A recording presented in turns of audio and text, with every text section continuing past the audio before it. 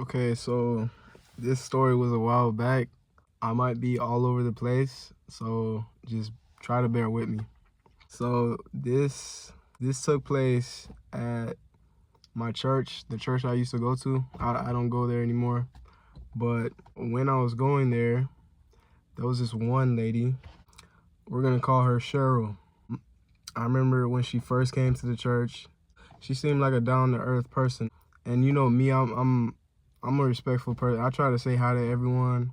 Unless it's like somebody's wife, then it's like, yeah, I'm not about to do that. But you know, I try my best to greet everyone, even though sometimes it can be a little draining. I would say hi to this lady, I would greet her, and I guess she took that the wrong way, right? She thought I was trying to flirt with her or something. I don't know. Anyway, she just kept trying to, I don't know, she kept trying to like give me signs, right, that she was into me. And I would make it clear, like, I don't want none of that, bro. I wasn't attracted to her at all, bro. But yeah, she just didn't want to get that. Fast forward to a couple months later, I end up getting injured. For that whole month, all I do is lay in bed and recover. Also at that time, I couldn't even walk, right? I had to use stilts to walk. I guess like the church people, they heard that.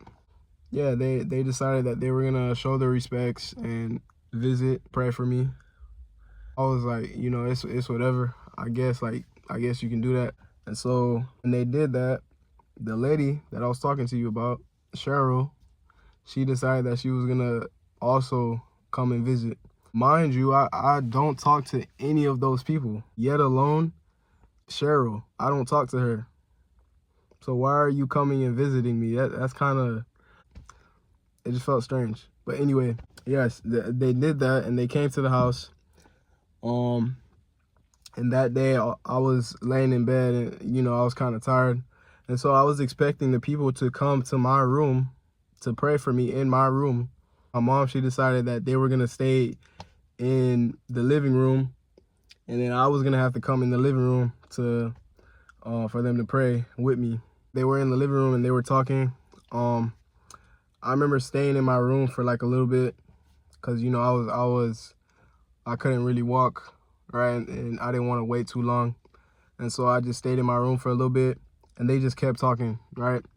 But finally they decided that they were going to pray.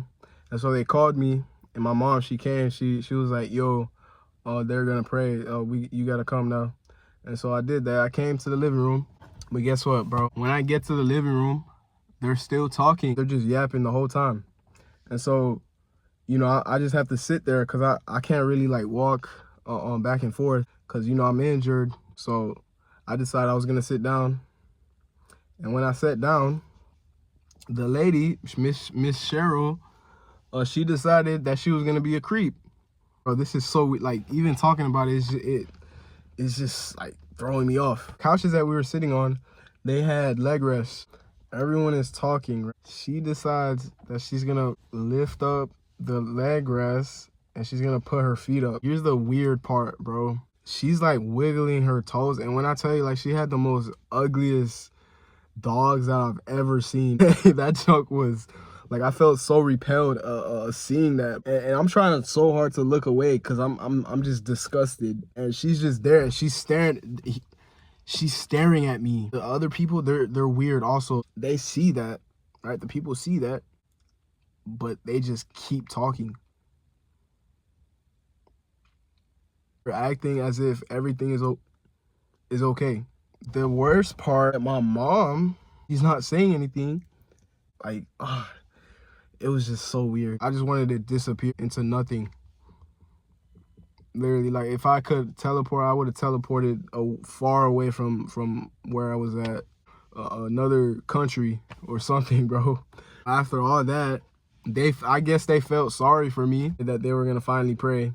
After that, you know, I stir up the courage because I felt so like, just like baffled, bro. Like I was in shock. The whole thing felt like a fever dream. But I decided that I was gonna get up and I was gonna shake her hand Bro, I shook everyone else's hand, and I was gonna shake her hand as well. Obviously, you know, I didn't smile, but I tried to look her in the eye, even though I was like kind of disgusted a little bit. I was like, you know, and I walked off, and I could barely walk. I was on stilts too, so I had to like slowly go away. Like I felt like running back to my room, but I couldn't. I was in my head at that time. I know if it was now, as soon as she did that, I would have just walked off. I was kind of like a people pleaser, so I didn't want to like offend anyone. And so I decided that I was gonna stay and endure the pain that she was giving me. That's in my memory now. Obviously, I'm trying to wash it out because I'm not trying to keep that in my memory. I mean, I ain't gonna lie, I can't blame her. I'm a good looking guy, bro. But that part, like that was just not okay. Yeah, that's my story. Let me know if y'all ever went through something like that, bro.